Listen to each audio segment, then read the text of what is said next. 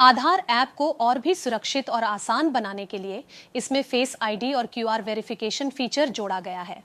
अब आप अपने चेहरे की पहचान से आधार से जुड़ी सेवाओं का लाभ उठा सकते हैं।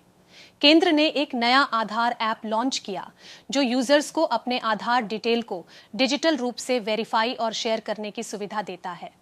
और जानते हैं कि इसके अंदर क्या क्या खूबियां हैं। नमस्कार, मैं हूं संध्या बिष्ट और आप देख रहे हैं ईटी हिंदी।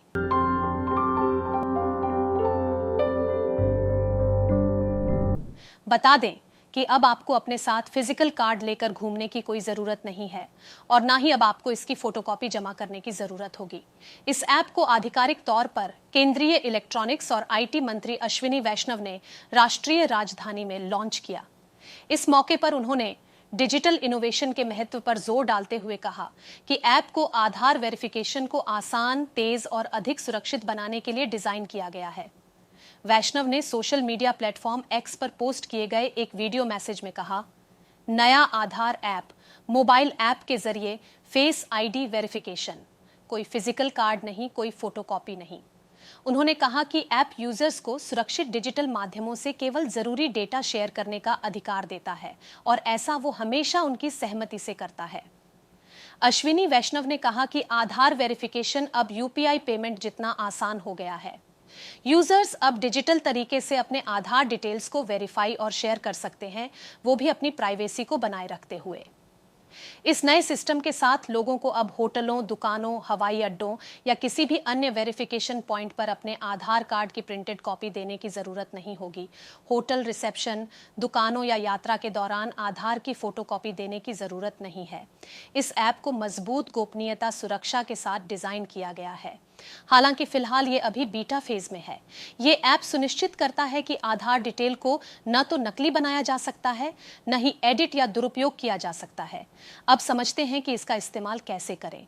तो बता दें कि सबसे पहले अपने स्मार्टफोन के प्ले स्टोर या ऐप स्टोर से आधार ऐप डाउनलोड करें।